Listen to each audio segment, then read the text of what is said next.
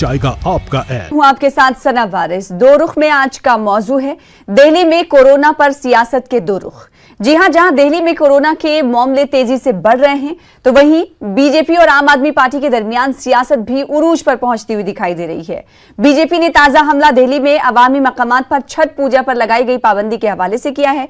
मनोज तिवारी ने अपने ट्वीट में नाजेबा अल्फाज का इस्तेमाल करते हुए न सिर्फ हमला बोला बल्कि बीजेपी पूर्वांचल मोर्चा ने कल वजीर आला की रिहाइशगाह के बाहर एहतजाज किया। यह गुस्सा सिर्फ दिल्ली तक ही नहीं महदूद रहा बल्कि कुछ रियासतों के लोगों ने दिल्ली सरकार के फैसले के खिलाफ गम और गुस्से का इजहार किया। बीजेपी का इल्जाम है कि सरकार अपनी नाकामियों को छुपाने के लिए छठ पूजा पर रोक लगा रही है, तो वहीं दिल्ली के वजीर सेहत सत्येंद्र जैन ने कोरोना की बढ़ती तादाद के लिए बाहरी लोगों को जिम्मेदार ठहराया है। इस रस्साकशी के बीच दिल्ली हाईकोर्ट ने अवामी मकामात पर छठ पूजा की इजाजत देने से इनकार कर दिया है। दिल्ली सरकार ने अपने रिमार्क्स में कहा कि किसी को त्योहार मनाने के लिए जिंदा रहना जरूरी है। कई सवालों के जानेंगे जवाब अपने दो खास मेहमानों से प्रोग्राम दो रुख में। सबसे पहले दो खास मेहमानों का तारुफ करा दे। हमारे साथ यासिर जिलानी साहब जो कि तर्जुमान है बीजेपी के, हमारे दरमियान मौजूद हैं। आपका इस्तकबाल करते हैं। साथ ही साथ एक और खास मेहमान आम आदमी पार्टी से हमारे दरमियान मौजूद हैं कुलदीप कुमार साहब जो कि एक स्पोक्स पर्सन है, तर्जुमान है आम आदमी पार्टी के। सबसे पहले रुख करेंगे यासिर जिलानी साहब आपका, क्योंकि आपकी पार्टी पर ये इल्जाम लग रहा है और हम देख रहे हैं कि वक्तन फवक्तन सियासत इस पर की जा रही है। ताजा हमला मनोज तिवारी ने ऐसा किया कि अल्फाज का इंतखाब का भी ख्याल नहीं रखा। केजरीवाल को नाजेबा अल्फाज का इस्तेमाल करते हुए देखे गए। एक तरफ बीजेपी ये कहती है कि दिल्ली में नाकाम रही है कोरोना पर काबू पाने में दिल्ली सरकार, और दूसरी तरफ जब दिल्ली सरकार काबू पाने की कोशिश करती है, कुछ मकामात या फिर कुछ त्योहारों के हवाले से इकदाम उठाती है, तो आपको बुरा लगता है और इस पर सियासत भी उरूज पर पहुंच जाती है। देखिए सना, हम लोगों ने, हमारी सेंट्रल की सरकार ने कोशिश करी है कि दिल्ली के अंदर, क्योंकि पैंडेमिक अपना कहर बरपा रहा है और पैंडेमिक को किसी तरीके से जनमानस से दूर रखने के लिए जो भी उपाय हो सकते हैं उसमें पुरजोर मदद की जा रही है। लेकिन जो बात सामने आ रही है, आप एक बात बताइए कि आप सिर्फ विज्ञापन पे खर्चा कर रहे हैं, आप सिर्फ जबानी खर्च कर रहे हैं, जबानी बातें बड़ी बड़ी कर रहे हैं। आपसे हमारे जो प्रदेश के अध्यक्ष हैं आदेश गुप्ता जी, जब उन्होंने कहा कि सर्वदलीय बैठक बुलाइए, आपने नहीं बुलाई। एलओपी जो हमारे हैं लीडर ऑफ अपोजिशन, उन्होंने आपसे कई बार कोशिश करी कि आपके सामने संवाद रखी जाए, आपसे बात की जाए, आपने बात नहीं करी। आप दिल्ली के रोडों पे आ जाइए, हर सड़क पे इनके प्रचार प्रसार का सामग्री मिलेगा, लेकिन दिल्ली के जनमानस के लिए आप कुछ नहीं कर रहे हैं। दिल्ली का जनमानस ठगा सा महसूस कर रहा है कि इस पैंडेमिक के वक्त वो आखिर ऐसा उसने क्या, ऐसी गलती कौन सी करी कि आप, लेकिन आपने मेरे सवाल का जवाब नहीं दिया। सैयद यासिर जिलानी, 2 दिन के पहले का बयान देखिए। जिलानी साहब, आपने मेरे सवाल का जवाब नहीं दिया। आपसे सवाल मैंने ये किया, जब एक तरफ आप कह रहे हैं, आप एक तरफ कह रहे हैं कि आम आदमी पार्टी नाकाम रही है, दूसरी तरफ जब आम आदमी पार्टी इस हवाले से कोशिश कर रही है तो आपको बुरा लग रहा है। आप ये कह रहे हैं कि अवामी मकामात पर छठ पूजा के हवाले से जो पाबंदी लगाई है वो आस्था का एक विषय है। सवाल तो सना हमारे होम मिनिस्टर आदरणीय अमित शाह ने किया है। आपने देखिए, पहली बार भी जब यहाँ की व्यवस्था चरमराई, हमने जब एलएनजेपी हॉस्पिटल के बाहर चीखते चिल्लाते हुए मरीजों को देखा, बाउंसर के साथ उनकी बदतमीजी देखी, उनके घर परिजनों के साथ, तो उस वक्त भी हमारे आदरणीय होम मिनिस्टर अमित शाह ने आके दिल्ली को संभाला। और इस वक्त भी जब वो संभाल रहे हैं तो आप उसको गलत तरीके से मैसेज देने की कोशिश कर रहे हैं। आपके एक आदमी आके कहते हैं कि ये तीसरा कोरोना का लहर है। हाँ, एक आदमी आता है, अरविंद केजरीवाल जो मुख्यमंत्री है, वो साहब कहते हैं आके कि लॉकडाउन लगाया जाएगा। आज तमाम उन्हीं नेताओं के जो उनके अपने नेता हैं, जो आम आदमी पार्टी की सरकार चला रहे हैं, उन्होंने कह दिया कि नहीं, लॉकडाउन लगाने की जरूरत नहीं।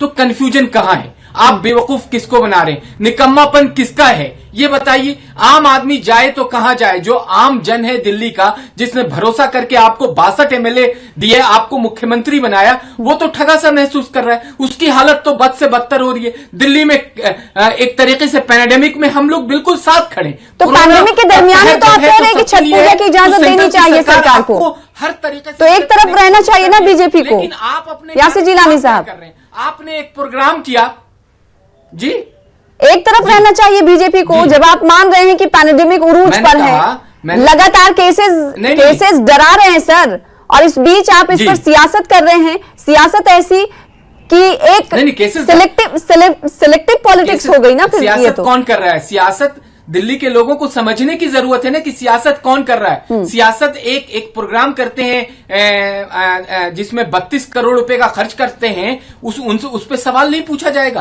क्या? 32 करोड़ रुपए जो एक कार्यक्रम पे खर्च किया गया प्रचार प्रसार के लिए, उसके लिए आप हॉस्पिटल में बेड नहीं ला सकते थे? आप हॉस्पिटल की सुविधाएं को बढ़ा नहीं सकते थे? आज आपकी फिर से जब दोबारा आपकी व्यवस्था चरमराई है स्वास्थ्य की, तो होम मिनिस्टर ने फिर आगे बढ़ के आप नहीं, लेकिन आपने जवाब नहीं दिया मेरे सवाल का। आपने जवाब नहीं दिया मेरे सवाल का। कुलदीप साहब आपके पास आना चाहूंगी। आपकी सरकार पर इल्जाम लग रहे हैं और ये हकीकत भी है, जब सरकार शराब की दुकानों को खोलने का मादा रखती है, उस हवाले से फैसला लेती है, तो आखिर केंद्र सरकार के सामने जो आपने मरकजी सरकार के सामने जो प्रस्ताव तजवीज रखी है कि भीड़ भाड़ वाले जो बाजार हैं उन्हें बंद करने को लेकर कुछ फैसला लिया जाए, तो इसका फैसला तो आप ले सकते हैं ना। फिर केंद्र सरकार। चला जी, मैंने गिलानी साहब की बातों को बड़े ध्यान से सुना है। बस मेरी रिक्वेस्ट है कि वो मेरी बातों को बड़े ध्यान से सुने और जब उनकी बारी आए उसे बीच में बोले, इसलिए मैंने पहले आप उनको बता दिया। देखिए, जो भी सवाल अभी इन्होंने किए और अब आपने किए हैं, पहली बात तो जो शराब की दुकान का आपने सवाल किया, जब दिल्ली के अंदर शराब की दुकानें खुली वो भी एमएचसी की गाइडलाइंस थी, और आज जो भी हम करना चाह रहे हैं या जो छठ घाट की हम बात कर रहे हैं जी, छठ घाट के लिए मैं एक बात बता दूं, दिल्ली के मुख्यमंत्री माननीय अरविंद केजरीवाल जी जब सत्ता में दिल्ली के अंदर आए थे तो दिल्ली के अंदर 62 छठ घाट हुआ करते थे। आज दिल्ली के अंदर 1200 जगह पर सरकारी खर्च पे माननीय मुख्यमंत्री जी के उससे 1200 जगह पे छठ पूजा का आयोजन किया जाता है। छठ पूजा में हमारी आस्था है, छठ मैया में हमारा विश्वास है, हम छठ मैया को मानने वाले लोग हैं। हम इनकी तरह जैसे भाजपा के लोगों ने पिछले साल आपने देखा होगा ग्रेटर क्लास की विधानसभा के अंदर छठ घाट को तुड़वाया था इनके पार्षद ने, जो इनके डिप्टी मेयर है उन्होंने उसको तुड़वा दिया था। लेकिन आज जिस प्रकार की गंदी राजनीति, औछी राजनीति ये लोग कर रहे हैं वो निंदनीय, और छठ मैया के अनुयायी, छठ मैया के पुजारी और दिल्ली के लोग आज देख रहे हैं कि भाजपा कैसे दो तरफा बात करती है। जब हम यूपी के अंदर जाते हैं, हरियाणा में भी छठ पे बैन किया गया है, गुजरात में बैन किया गया है। वो इसलिए किया गया है क्योंकि गृह मंत्री अमित शाह जी ने जो डायरेक्शन दिए हैं, जो एमएचए ने जो डायरेक्शन दिए हैं, उनके मुताबिक छठ पूजा को बैन किया गया। इनको एक जानकारी होनी चाहिए थी। दूसरी बात ये, दिल्ली सरकार छठ मनवाने में पूरी तरह से सक्षम है। ये लोग परमिशन दे देना, हमने कब मना किया इनको परमिशन देने के लिए? आपको सब पता है कि दिल्ली में अगर टेस्ट बढ़ाने होते हैं तो हमें एमएचए के पास जाना पड़ता है, केंद्र सरकार के पास जाना पड़ता है। हमें बेड बढ़वाने होते हैं तब हमें इनके पास जाना है, क्योंकि इन्होंने कहीं ना कहीं जो सारा डीडीएमए है, डीडीएमए की जब भी बैठक होती है उसको एलजी चेयर करते हैं, आपने देखा भी होगा, और सीधा वो गृह मंत्रालय से रिपोर्ट होती है। तो बहुत सारे हमें कंटेनमेंट जोन बनाने पड़ते हैं, उनके उसको हमें कराना पड़ता है। तो निश्चित रूप से उन कंटेनमेंट जोन के लिए भी हमें केंद्र सरकार को लिखना पड़ता है। जो कंटेनमेंट जो 6 महीने से बने हुए थे उनको कम कराने के लिए केंद्र सरकार को लिखना पड़ा।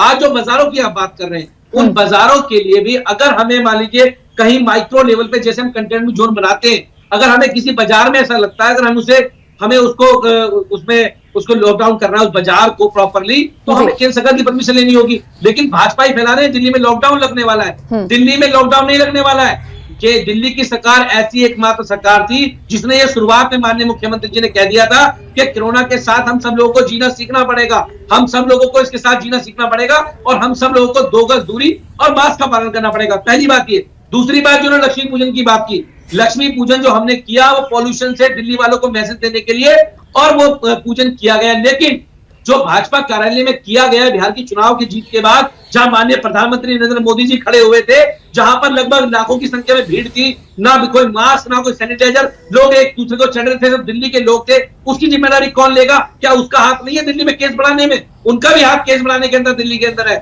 जो इन्होंने आयोजन किया इतना बड़ा अपने भाजपा कार्यालय के ऊपर, जो करोड़ों की लागत से बनाया गया है, उसकी जिम्मेदारी कौन लेगा? ये जिम्मेदारी लेंगे उसकी? ये नहीं लेंगे उसकी जिम्मेदारी। ये अपनी जिम्मेदारी जो भागने वाले लोग हैं, और इन लोगों को समझना चाहिए कि ये समय साझा तरह से काम करने का समय है। हम सब लोगों को साथ आके काम करना पड़ेगा। दिल्ली सरकार अगर कोई भी आज हमारा साथ दे रहा है, माननीय मुख्यमंत्री जी ने अमित शाह जी की भी तारीफ की, माननीय मुख्यमंत्री गृह मंत्री की तारीफ भी की, जो लोग इसमें साथ दे सकते हैं, चाहे वो एनजीओ है, चाहे वो डॉक्टर है जिन्होंने कोरोना काल में साथ दिया, जो आगे साथ दे रहे, हम सबका धन्यवाद करते हैं। हम सबको क्रेडिट दे यासिर जिलानी साहब, यासिर जिलानी साहब, बीजेपी पर बरगलाने का इल्जाम लग रहा है कि बीजेपी एक्चुअली फैसले तो बीजेपी के इख्तियार में होते हैं, लेकिन कहीं ना कहीं वो आवाम को वर्गलाती है। देखिए, मुझे जो आम आदमी पार्टी के कुलदीप भाई हैं, मेरे मित्र हैं, और जिस तरीके से इनके ऊपर के लीडर कंफ्यूज हैं, जो सत्ता चला रहे हैं, दिल्ली की सरकार में हैं, उनसे ही सवाल कर लें। ये मेरा इनसे सवाल है, साप्ताहिक बाजार आपने खोल दिया जिसमें इतनी जबरदस्त भीड़ होती है, आपने किससे पूछा? एलजी तक ने आपको ऑर्डर नहीं किया। और आपने बसों में जो संख्या सीमित करी गई थी, उन बसों में आज ठूस ठूस के आप लोगों को बिठवा रहे हैं, वो गलती किसने करी है? या तो इन्हें गाइडलाइंस नहीं दी गई है, या वहां से कुछ जानकारी, जैसे सरेंद्र सिन्हा कह रहे थे कोरोना की लहर, और मुख्यमंत्री साहब कह रहे थे लॉकडाउन की। अब देखिए, अब सुन लीजिए, आप जब बोल रहे थे तो मैं संयम के साथ आपकी बात को सुन रहा था। कम से कम आप अपने आप में संयम रखिए और डिबेट की मर्यादा को बनाए रखिए। सुनिए, नहीं, जो आपने 27 नहीं, मर्यादा आपने 3.5-4 मिनट बोल रहे हैं, उसको अब सुन लीजिए। हमारे आपको वक्त दिया जाएगा कुलदीप साहब। आदरणीय इंद्र, बोलिए जिलानी साहब। देखिए दिल्ली के प्रदेश अध्यक्ष आदरणीय आदेश गुप्ता जी ने जब सर्वदलीय बैठक की बात कही, कोई जवाब नहीं दिया इन लोगों ने। आप बसों की हालत जाके देख लीजिए, किस तरीके से ठूस ठूस के इन्होंने बिठा रखे हैं। इन्होंने साप्ताहिक बाजार में दिल्ली की क्या हालत कर रखी है, किस तरीके से इन्होंने मार्केट्स को पूरी तरीके से खोल के रख दिया है। ये ठीक है कि हम बहुत सारी बातों के साथ साथ हमने भी कहा है, हमारी सेंट्रल की सरकार जो गाइडलाइंस दे रही है, और जिस तरीके से जब दोबारा हमारे एचएम आदरणीय अमित शाह साहब ने संभाला है, दिल्ली की कोऑर्डिनेशन की एक टीम सामने आई है, कोऑर्डिनेट किया गया है, तो सारी चीजें कैसे केसेस को अलग अलग करके उनको चेक किया जाएगा, कैसे घर घर जाके सर्वे किया जाएगा, ये सारी बातें ठीक है। लेकिन आप जो राजनीति कर रहे हैं, ये जनमानस के फेवर की राजनीति नहीं है। कम से कम इतने संजीदा मुद्दे में आम आदमी पार्टी को जनमानस के बारे में सोचना चाहिए। जिस तरीके से आप डेली 7,000 8,000 के केसेस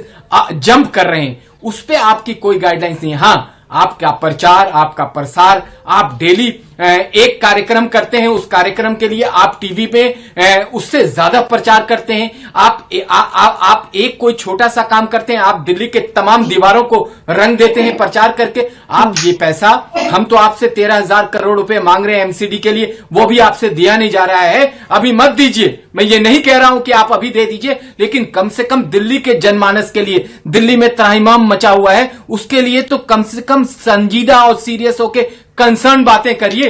कब तक बेवकूफ बनाएंगे? ये जो हमारा वक्त है, और आप महापर्व छठ के बारे में बात कर रहे हैं, छठी मैया का जो आस्था का केंद्र, और जो आप छठ के घाट की चर्चा कर रहे हैं, उसकी सारी की सारी रिपोर्ट और आंकड़े के साथ मेरे पास है कि आपने किस तरीके से उसमें बंदरबाट किया है, कैसे छोटे छोटे 5-5 फीट के गड्ढे खुदवा के आपने लोगों को हाथ में एक सर्टिफिकेट थमा दिया कि आपने घाट तैयार कर दिए। अरे कुलदीप भाई, थोड़ी सी आप ना अपने मीडिया टीम के साथ जानकारी रख के उसमें लेके आना चाहिए। आप उसके बाद भी, मैं हाईकोर्ट के गाइडलाइंस के बाद कोई इस पे टीका टिप्पणी नहीं कर सकता हूं, लेकिन छठी मैया का जो आस्था का महापर्व कहा जाता है, जो हाईकोर्ट शुरू हो चुका है, कम से कम उसके नाम पे राजनीति मत करिए। उसके नाम पे राजनीति करेंगे तो ना आप जनमानस को खुश कर पाएंगे, ना अपने चरित्र को आप खुश कर पाएंगे। कम से कम हर टॉपिक को लेकर राजनीति मत करिए प्लीज। गिलानी साहब, हरियाणा ने बैन किया, उस पर क्या कहेंगे? जवाब देखिए मैंने आपको कहा किसने कब और कैसे कहा बैन किया है, इसकी भी जानकारी ले लीजिए। छठ महापर्व के लिए कहीं कोई ऐसी गाइडलाइंस सिर्फ दिल्ली में, वो भी हाईकोर्ट का एक ऑब्जर्वेशन आज आया है, और आपके तो सत्येंद्र जैन साहब, मनीष सिसोदिया और अरविंद केजरीवाल के ही जो वो संवाद कर रहे हैं, जो उनका बयान आ रहा है, उसी में मैच नहीं कर रहा है। वो अलग बात कह रहे हैं, आप अलग बात कह रहे हैं, आपके उप मुख्यमंत्री अलग बात कर रहे हैं, मुख्यमंत्री का पता नहीं चलता है कि वो कुलदीप साहब ये बात तो किसी हद तक हकीकत है। लोगों में कंफ्यूजन है, दिल्ली की जनता बड़ी लोगों में संजीदा कंफ्यूजन है। सत्येंद्र जैन वजीर सेहत ये कहते हैं कि लॉकडाउन नहीं लगेगा। दिल्ली के आवाम ये समझ जाते हैं कि अब लॉकडाउन नहीं लगेगा। फिर उसके बाद हम देखते हैं अरविंद केजरीवाल प्रेस कॉन्फ्रेंस करते हैं। अरविंद केजरीवाल ये कहते हैं कि उन इलाकों में लॉकडाउन लगाया जा सकता है। तो ऐसे में लोग जो है ना कंफ्यूजन का, दिल्ली के लोग कंफ्यूजन का शिकार होते हुए जा रहे हैं। दिल्ली के आवाम अब दिल्ली चलो की बातें नहीं कर रहे हैं। दिल्ली के आवाम अब कह रहे हैं दिल्ली छोड़ो। पॉल्यूशन का तो मेयार खराब से खराबतर होता जा रहा है, दूसरी तरफ कोरोना के हालात। चला, मैं पहले आपकी टीवी पे क्लियर कर दूं इस बात को कि जो भी लॉकडाउन की बात को ये भाजपा के लोग फैला रहे हैं वो पूरी तरह से अफवाह है। और दूसरी बात ये, जिस लॉकडाउन की बात हो रही है, होता क्या है कि अगर दिल्ली गवर्नमेंट को किसी भी एरिया में, किसी भी इलाके में, किसी भी बाजार को अगर मान लीजिए वहां ज्यादा कोरोना केस आ रहे हैं, उसको लॉकडाउन करना है, तो उसके लिए उन्हें एसजी को फाइल देनी होगी और केंद्र सरकार ने परमिशन लेनी होगी। इसलिए माननीय मुख्यमंत्री जी, दिल्ली गवर्नमेंट ने एक जनरली एक परमिशन मांगी है कि अगर सरकार को किसी भी इलाके को किसी भी छोटे लेवल पे, माइक्रो लेवल पे अगर लॉकडाउन करना है तो वो कर सके, उसके लिए परमिशन मांगी गई है। लेकिन उसको गलत तरह से प्रेजेंट किया जा रहा है, पहली बात ये। अभी दूसरी बात ये, गिलानी साहब ने कहा कि दिल्ली सरकार छठ पूजा नहीं होने दे रही है। अभी इन्होंने कहा कि हाईकोर्ट का जजमेंट आ गया है, अभी ये खुद ही कह रहे थे आपके चैनल पे। दूसरी बात ये, अभी गुजरात में जो विजय रूपाणी जी हैं, उन्होंने भी छठ पूजा बनाने की परमिशन दी है। वो आज उधर आ गई है हरियाणा में। ऑब्जर्वेशन जो है वो बताया मैंने। हम लोग तर्क और तार्किक बातें करते हैं, इसलिए मैंने अपनी बात रखी है। मैं उसी की बात कर रहा हूँ। रूपाणी साहब ने भी वहां पे भी इसको परमिशन नहीं दी है। आज ये हरियाणा में खट्टर साहब की सरकार है, बीजेपी की सरकार है, वहां पे इन्होंने परमिशन नहीं दी है। लेकिन ये लोग जिस प्रकार की राजनीति कर रहे हैं, मैं कह सकता हूं कि निश्चित तौर पे अगर ये लोग अमित शाह जी से, माननीय गृह मंत्री जी से या गृह मंत्रालय से परमिशन लेके आए तो दिल्ली सरकार छठ पूजा का आयोजन कराने में सक्षम है। हम लोग करा सकते हैं। हम लोगों ने जिन छठ घाटों की बात कर रहे हैं, हम लोगों ने दिल्ली के अंदर जब हमारी सरकार आई थी तो 62 छठ घाट थे। यासिर गिलानी साहब, कुलदीप साहब का ये कहना है कि जब बात आप किसी चीज की कह रहे हैं तो गहराई से उसके साथ आइए। अगर आपको मुनक्किद कराना है छठ पूजा का एहतमाम कराना है तो आप परमिशन लेकर आइए, हम मिलकर कराएंगे। सना, और आज तो हाईकोर्ट ने रिमार्क्स भी दिया। रिमार्क्स वो भी कि हाईकोर्ट ने सीधे तौर पर कह दिया कि त्योहार मनाने के लिए लोगों का जिंदा रहना जरूरी है। फिर सियासत देखी जा रही है इस पर। फिर भी देखिए, मैंने ये बात मैंने आपसे कही और मैं आपसे ये कहता हूं कि क्या इस वक्त जो प्रदूषण का हाल है दिल्ली में, क्या पिछले जो 6 साल से सरकार है दिल्ली के अंदर, वो उसको पता नहीं है कि ये जो दिवाली से लेकर सर प्रदूषण पर अभी प्रदूषण की बात हम करते हैं, लेकिन मेरा सवाल जो पहला था, प्रोग्राम की शुरुआत करते हुए ही मैंने आपसे सवाल किया था कि क्या दिल्ली में कोरोना खत्म हो गया है? बीजेपी छठ पूजा पर सियासत कर रही है, क्या ये सही वक्त है इस पर सियासत करने का या इस पर बात करने का? आज तो कोर्ट ने भी जजमेंट दे दिया और जजमेंट ऐसा था जो आपको भी पता है। कौन कर रहा है सियासत? सियासत कौन? कोर्ट में सियासत पानी फिर नहीं, आप ये बताइए कि दिल्ली में कोरोना खत्म हो गया है क्या? एक बार आ जाएं सियासत में। इन्होंने 10-10 लड़के हायर कर रखे हैं जो जिन्हें इवनिंग में बाकायदा पैसे दिए जाते हैं और ये कहते हैं कि हम प्रदूषण के खिलाफ हमारा जो युद्ध है, विरुद्ध उसके एक युद्ध लड़ रहे हैं। उन लड़कों का कोई काम नहीं है, वो सिर्फ रेड लाइट पे खड़े होते हैं, इनके मुख्यमंत्री की तस्वीर लगी हुई है, उसका प्रचार कर रहे हैं और उनसे कोई कंसर्न नहीं है। ऐसे मेरे पास 50 वीडियो आए हैं। एक इन्होंने और अपनी एक गैंग तैयार कर रखी है कोरोना के खिलाफ, उसमें इन्होंने अपने मार्शल को होमगार्ड की वर्दी के अंदर, जिनके फेस पे फेस मास्क नहीं होता है, उनसे ये अवैध वसूली करते हैं जिसमें एफआईआर हुआ है। कुलदीप भाई इस पे नहीं बोल पाएंगे, ये सच्चाई है। इन्होंने इस तरीके से दिल्ली के अंदर व्यवस्था खराब कर दिया है कि आज सवाल करना इनसे लाजिमी और जायज है। और तमाम ये मैं भाजपा का प्रवक्ता होने के नाते नहीं पूछ रहा हूं, मैं दिल्ली का कंसर्न नागरिक हूं। दिल्ली के नागरिक होने के नाते ऐसी चीजें सामने आ रही, आप नहीं सकते। अगर आपने कुलदीप साहब तो इनके आम आदमी पार्टी पर गंभीर इल्जाम खड़े हैं मार्केट में, वो आपको रोकते हैं, संगीन इल्जाम आप पर लग रहे हैं। नहीं देने पे आपका सामान तक छीन लेते हैं। एक सेकंड सुन लेते हैं, यासिर गिलानी साहब चर्चा नहीं करेंगे। गिलानी जी सुन लीजिए, आपने और ये आपकी मानसिकता है भाजपा की, आपने उन लोगों का, उन सिविल डिफेंस के वॉलंटियर्स का जो निस्वार्थ भाव से सेवा कर रहे हैं, जिन्होंने कोरोना के अंदर जब आपके नेता और आपके लोग घर के अंदर दुबके बैठे हुए थे ना, उस समय पे वो सिविल डिफेंस के लोग, सिविल डिफेंस के वॉलंटियर जा जाके लोगों के घर पे आप शर्मिंदा हो जाएंगे अगर मैंने वीडियो देख दिया तो आपके पास। सुन लीजिए, और ऐसी वीडियो सोशल मीडिया पे वायरल है जो वही वॉलंटियर जो आपके आम आदमी पार्टी के कार्यकर्ता है, आम आदमी पार्टी के कार्यकर्ता है, वो कोई सिविल डिफेंस के वॉलंटियर्स नहीं है, वो आम आदमी पार्टी के कार्यकर्ता है। इनको आप पैसे पे लोगों को बेवकूफ बनाने के लिए अपना प्रचार आपकी बात सुनी ना, अब सुन लीजिए, अब सुन लीजिए, आपने आपकी बात सुन रहा हूँ, गलत मत बोलिए। हाँ, ये बड़ा संजीदा और आपने दिल से लगा हुआ जिस प्रकार से उन लोगों का ये कोरोना की महामारी जो दिल्ली में फैली हुई है, इससे हर आदमी परेशान है, प्रदूषण से परेशान है, आप कुछ नहीं कर रहे। अभी मैं पानी पे चर्चा नहीं कर रहा हूँ, पानी की हालात अभी भी आपने सुधारे नहीं है। मैं क्या कह रहा हूँ, आपको माफी मांगनी चाहिए। माफी तो आपको मांगना चाहिए दिल्ली की जनता से। आप लोगों को केजरीवाल साहब को उस जनमानस से माफी मांगनी चाहिए करके आपकी भाषा की आप सत्ता में आए, दोबारा आपको 62 एमएलए दिया। कुलदीप साहब, जितना सरकार पर जितना आरोप लग रहा है, जितना इल्जाम लग रहा है इश्तहार को लेकर, काश इश्तहार को लेकर इल्जाम ना लग रहा होता, काम की बातें होती।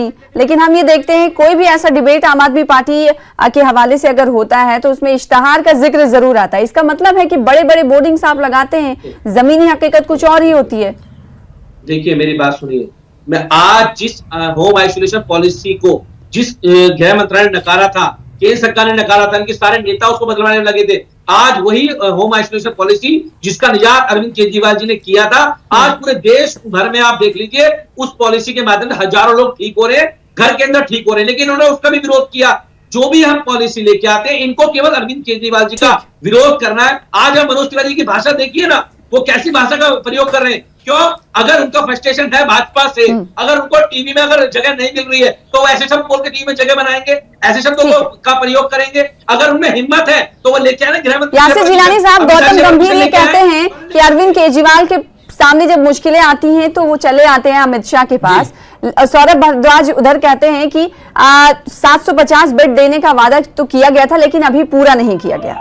सौरभ भारद्वाज जो ग्रेटर कैलाश के एमएलए हैं, उनको कम से कम थोड़ी सी जानकारी रखनी चाहिए कि किस तरीके से सेंट्रल की गवर्नमेंट मदद कर रही है। लेकिन वो अपने मुख्यमंत्री से तो पूछ लें कि वो कहना क्या चाहते हैं, वो दिल्ली के लोगों के लिए करना क्या चाहते हैं। नहीं तो सारे बेड दे दिए, घबरा क्यों जा रहे हैं? उनके पास सत्ता जितनी उस दिन मीटिंग में बात हुई थी, जब भी आए वो मदद पहुंच गई। हमारे आदरणीय होम मिनिस्टर, आदरणीय गृह मंत्री अमित शाह के पास आए हैं। अच्छा, एक सना आप बताइए, एक चीज आप बताएं, क्या ये लोकतंत्र का तकाजा नहीं है कि आप विपक्ष की बातें सुने?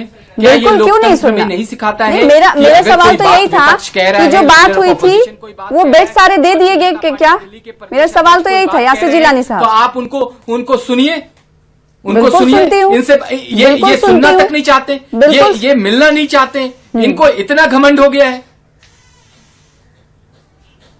नहीं, बेड के हवाले से मैंने सवाल किया था कि अब बेड सारे दे दिए गए। अच्छा कुलदीप साहब, आप ये बताएं, सौरभ भारद्वाज साहब ने तो कह दिया, आज हमारे चैनल पर ये बताएं आप कि बेड की प्रक्रिया सुन लीजिए, बेड की प्रक्रिया आप केंद्र सरकार की मेरे पास आपके डिबेट, अगर आपके पास टाइम है तो पूरी या फिर हवाई बातें सौरभ भारद्वाज कर रहे हैं, पढ़ के सुनाना पड़ेगा मुझे। देखिए कुलदीप साहब, निश्चित रूप से आपका रिएक्शन। एक बात देखिए, ऑक्सीजन की सुविधा, मेरा नाम कुलदीप है, मेरा नाम कुलदीप। जल्दी, टाइम नहीं है, एक सेकंड। वाले कोविड सेंटर को और सशक्त किया जाएगा, अमित शाह साहब ने बोला है। जो राजनीति भाजपा अस्पतालों में हल्के बहुत फुल्के लक्षण वाले कोविड-19 रोगियों के उपचार के लिए डेडिकेटेड अस्पतालों के रूप में परिवर्तित किया जाएगा, जिसपे काम चल रहा है। सब लोगों की आस्था का विषय है, सबकी आस्था इसके साथ जुड़ी हुई है। नहीं, कुलदीप साहब, जब सौरभ भारद्वाज ये कहते हैं कि पूरा बेड नहीं मिला तो मैं आपसे सवाल ये पूछती हूँ, यासिर जिलानी ने कहा कि इस हवाले से कदम उठाए गए हैं, तो सौरभ भारद्वाज के हवाई बातें कर रहे थे, इसका मतलब सारे बेड मिल गए हैं। सना मैं बता दूं, दिल्ली में लैबों की क्षमता से अधिक उपयोग करने वाले यासिर जिलानी साहब उनका रिएक्शन ले लेते, आपने अपनी बात कह दी, सुन ली हमने। अगर सौरभ जी ने बात कही है तो निश्चित रूप से पूरी जिम्मेदारी से बात कही होगी कि बेड अभी तक नहीं पहुंचे होंगे, और मुझे लगता है केंद्र सरकार को जल्द से जल्द बेड पहुंचाने चाहिए ताकि दिल्ली के लोगों का इलाज जल्द से जल्द शुरू किया जाए। मैंने आपको सच्चाई 750 बेड की जो बात की गई थी, उन बेडों का तुरंत भेजा जाए और जिससे तुरंत दिल्ली के लोगों का इलाज शुरू हो सके। ठीक है यासिर जिलानी साहब, आपसे सवाल मैं ये करना चाहूंगी कि मनोज जी। तिवारी ने जिस तरह से नाजेबा अल्फाज का इस्तेमाल किया अरविंद केजरीवाल को लेकर, अनपार्लियामेंट्री लैंग्वेज, सियासत करिए लेकिन कम से कम लैंग्वेज और अल्फाज के इंतखाब पर भी तो सियासतदानों का खास ख्याल होना चाहिए। देखिए सना, मैंने उनके ट्वीट को अभी एग्जैक्टली देखा नहीं है कि उन्होंने किस एक अल्फाज का इस्तेमाल किया है जिस पे चर्चा आप कर रही हैं, और क्या वो अनपार्लियामेंट्री है कि नहीं है। अगर मैंने देखा होता तो जरूर टिप्पणी करी होती, लेकिन इस वक्त ये महत्वपूर्ण नहीं है। महत्वपूर्ण है कि हम दिल्ली के लोगों की जान के साथ खिलवाड़ ना करके दिल्ली वालों के साथ कैसे खड़ा रहना है, कैसे। अगर हमारे प्रदेश के अध्यक्ष आदेश गुप्ता जी आपसे कहते हैं कि आप सर्वदलीय बैठक बुलाइए तो आपको बुलाना चाहिए, आपको उनका कंसर्न सुनना चाहिए। हम अपोजिशन में क्यों नहीं बुलाती आम आदमी पार्टी सर्वदलीय बैठक? आपसे कोई बात कह रहे हैं मुख्यमंत्री से तो उनको सुनना चाहिए, उनको कहना चाहिए। कुलदीप साहब, अब मनोज तिवारी पर मत जाइए, मैंने उनसे सवाल कर लिया, उनके पार्टी के नेता ने बोला, मैंने उनसे सवाल कर लिया। आपसे सवाल ये कि जब आम आदमी पार्टी पर इल्जाम लग रहे हैं कि सर्वदलीय बैठक बुलाते ही नहीं है, आखिर क्यों नहीं बुलाते? मुझे लगता है दिल्ली को चलाने के लिए कि अपोजिशन का साथ आपको नहीं चाहिए? दिल्ली सरकार एकमात्र ऐसी सरकार है जो सबको साथ लेके चलती है, चाहे वो पक्ष हो चाहे वो विपक्ष हो, तो मीटिंग क्यों नहीं बुलाते? चाहे वो, और जब ये लोग नहीं सुनते तभी हमें केंद्र सरकार से कहना पड़ता है कि आप इन लोगों से कहें ये लोग सहयोग करें, एमसीडी सहयोग करे, ये 3 हॉस्पिटल सेंट्रल गवर्नमेंट के हैं उन पे सहयोग करें। और ये तभी अमित शाह जी ने आश्वासन दिया कि दिल्ली के सारे डिपार्टमेंट मिलके दिल्ली में काम करेंगे, किसी प्रकार की राजनीति नहीं करेंगे। लेकिन भाजपा के लोग नहीं मानेंगे, इनको फिर भी राजनीति करनी है, अपनी गंदी राजनीति करनी है। और मनोज तिवारी जी के बारे में जो आपने कहा, 13,000 करोड़ रुपए दे दो प्लीज, दिवाली भी निकल गई। उनको 13,000 करोड़ एमसीडी में जो बकाया है, जो आपको देना है वो दे दो। बेचारे एमसीडी के डॉक्टर, शिक्षक सियासत इस वक्त भी जारी है। अगर मुद्दे पर बात हो तो ज्यादा बेहतर होता है। इसी बीच अगर दिल्ली के आज के आंकड़े की हम बात करेंगे, गुज़िश्ता 24 घंटे में ये आंकड़ा बढ़ गया है और रोजाना हम देख रहे हैं कि 28 अक्टूबर से लेकर अब तक लगातार कोरोना के केसेस बढ़ रहे हैं। आज 6000 से ये आंकड़ा पार हो चुका, 99 लोगों की मौत हुई है, लेकिन इस पर भी सियासत जारी है। अब फिलहाल आप दोनों खास मेहमानों का शुक्रिया अदा करना चाहेंगे प्रोग्राम दो रुख में शामिल होने के लिए। इसी के साथ मुझे दीजिए इजाजत, कल फिर बड़े मुद्दे के साथ हाजिर होंगे, तब तक के लिए आदाब।